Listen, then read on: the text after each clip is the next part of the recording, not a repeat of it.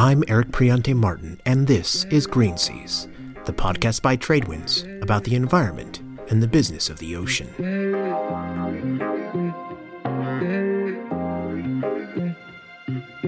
Here at Green Seas, we've been telling you about the topic at the top of the agenda at the UN shipping regulator, greenhouse gas emissions. And at the International Maritime Organization, there's been progress toward what could become an agreement in July on setting more ambitious targets to cut shipping's carbon emissions. Here's an IMO recording of Secretary General Kitak Lim closing a week of deliberations at its Marine Environment Protection Committee.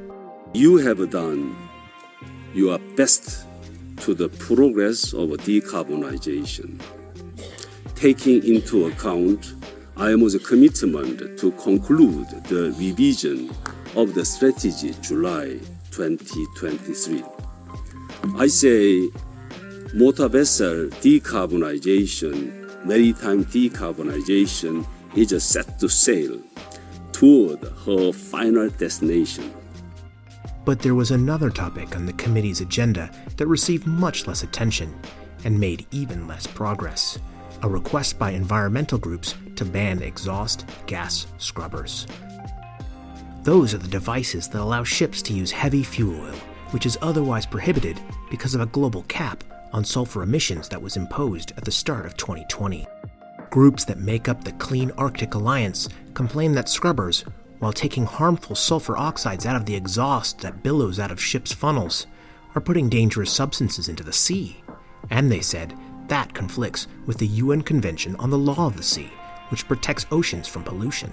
Ilko Liemans, a technical advisor for the Clean Arctic Alliance, said he was disappointed that no progress was made toward a ban in sensitive areas like the Arctic, though he said that it was important that the committee did refer the Law of the Sea issue to the IMO's legal division. Scrubbers emerged from a regulation known as IMO 2020, which ratcheted down the content of sulfur oxides that was allowed in marine fuels to just 0.5%. And before that, emissions control areas that limited the pollutant in certain areas. Scrubbers were developed as a way to continue using what had long been shipping's favorite fuel, heavy fuel oil, instead of lower sulfur alternatives. For makers of scrubbers and the shipping companies that use them, the devices are a sustainable way to continue using heavy fuel oil. They prevent sulfur pollution, and experts say the fuel actually has lower CO2 than the very low sulfur fuel that was developed to replace it in ships without scrubbers. But 3 years after the scrubber cap was imposed, environmentalists remain concerned about other pollution associated with scrubbers. Lucy Gilliam, a senior shipping policy officer at environmental nonprofit Seas at Risk, told me that scrubbers aren't the way to deal with sulfur pollution. We should be switching to cleaner fuels. So our position is that, come on, let's be real about this. We've now seen all this other information that's come out, studies on the toxic impacts of scrubber waste discharge. We've got various ports around the world that are banning scrubber waste discharge in their areas. So why not just let's be done with it? Let's just ban them and get rid of them now. Scrubber industry group Exhaust Gas Cleaning System Association, or EGCSA, sees it differently. In an email to me, Director Donald Gregory described the environmental group's claims as sensationalist. Last year, the Danish Hydraulic Institute carried out a toxicological report commissioned by the scrubber group that found that scrubber discharge's risk to the marine environment is at an acceptable level. So now to the legal question. Why do environmental groups believe that the scrubber exception in IMO 2020 is in conflict with the Law of the Sea? That convention goes back even further than 2020 to 1982 and provides a legal framework to protect the ocean environment. The environmental groups point to a number of provisions in the Law of the Sea that they say conflict with the scrubber exemption in the global sulfur cap. Among them is an obligation by member states not to transfer pollution from one area to another and not to transform one type of pollution into another. And the groups say scrubbers effectively do that, taking sulfur oxide emissions from the air and discharging them into the ocean as harmful sulfur compounds. Gregory, head of the scrubber industry group, told me in an email that the EGCSA cannot comment on that legal argument. But he said, using the UN Law of the Sea as a tool to ban high-sulfur fuel oil is a strategy that is both ill-thought out and counterproductive.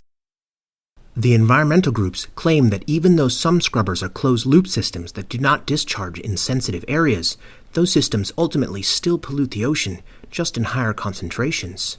Sam Davin is a senior specialist for marine conservation and shipping at the World Wildlife Fund Canada. He was speaking during a webinar by the Clean Arctic Alliance.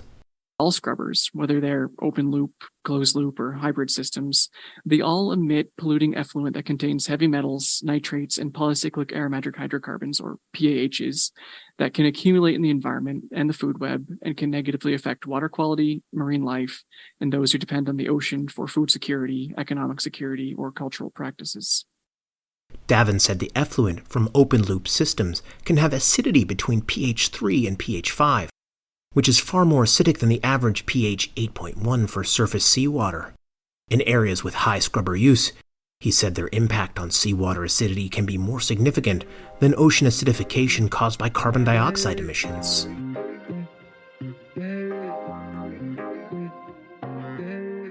Ida-Maja Hassellov is a professor of maritime environment at Chalmers University of Technology in Sweden. She told the Clean Arctic Alliance webinar that a study using data recorded in 2018 found that contaminant loads in the Baltic Sea from 99 ships with scrubbers, mainly the open loop variety, dominated loads of key contaminants in the waste streams from more than 8,000 ships.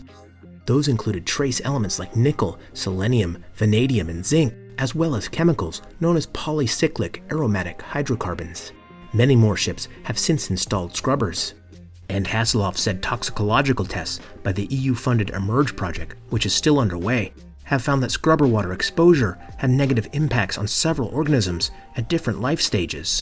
For example, sea urchins, copepods, mussels, and microalgae have been shown to have negative responses. And the concentrations tested between 0.001% and 40% have all resulted in negative effects.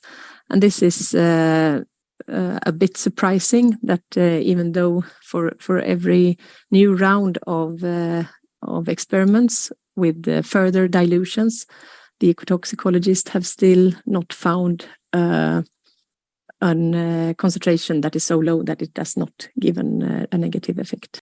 However, that differs from the findings of the Danish Hydraulic Institute. It found no toxicity in fish and only found toxicity in some tests with algae and crustaceans when there were high concentrations of the contaminants.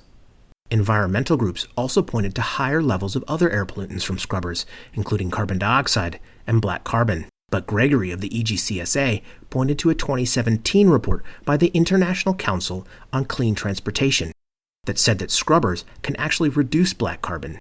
He also pointed to a Canadian submission at the IMO that ranks scrubbers as a better way to reduce black carbon than switching to distillate fuels, even though environmental groups have pointed to distillates as the preferred near-term solution for black carbon. And Gregory pointed to research by consultancy CE Delft, which found that ships with scrubbers have a 5% lower CO2 footprint compared to ships using low-sulfur fuel oil.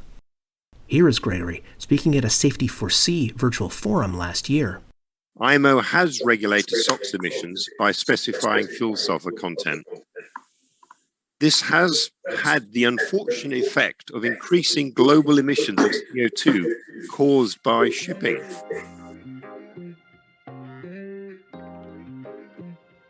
Here's more on the environment and the business of the ocean. Last week, the Green Seas newsletter reported on a Dutch submission to the IMO that described scrubber inspections that found certification and documentation deficiencies, and that vessel crew members lacked familiarity with the sulfur cleaning systems. Donald Gregory, director of the EGCSA, has since told us that the scrubber industry group's members were surprised by the issues highlighted in the document. He said that the companies monitor or are aware of their system's performance and have not found any significant indication of operational problems. But he said, EGCSA members have agreed that they should identify additional channels to inform engineers and officers on board ships.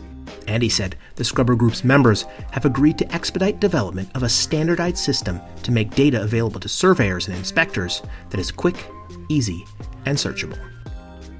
After the IMO made progress toward adopting more ambitious decarbonization targets for shipping, this week's Green Seas newsletter laid out the array of moving parts under consideration at the UN shipping regulator.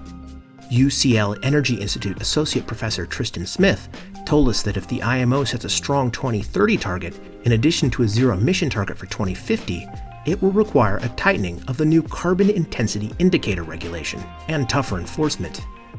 And International Chamber of Shipping Deputy Secretary General Simon Bennett said he saw more support at the IMO for the shipowners group's proposal of a greenhouse gas levy, or contribution as the association is calling it, alongside a reward for using low or zero carbon fuels. The beauty of that system is that by targeting the funding that's raised to the first movers, the number of which realistically will be initially small in the initial years of implementation, that allows you to achieve the objective of reducing the price gap with conventional fuels, but in a way that allows you also to keep the quantum of the contribution relatively low in order to get the political agreement we need and overcome the concerns, the legitimate concerns amongst developing countries about the impacts of increasing fuel prices on the economies of states. But Smith said that even more meaningful will be a proposed fuel standard that ratchets down the carbon intensity that is allowed in fuels, in line with whatever targets the IMO sets when it revises its strategy in July.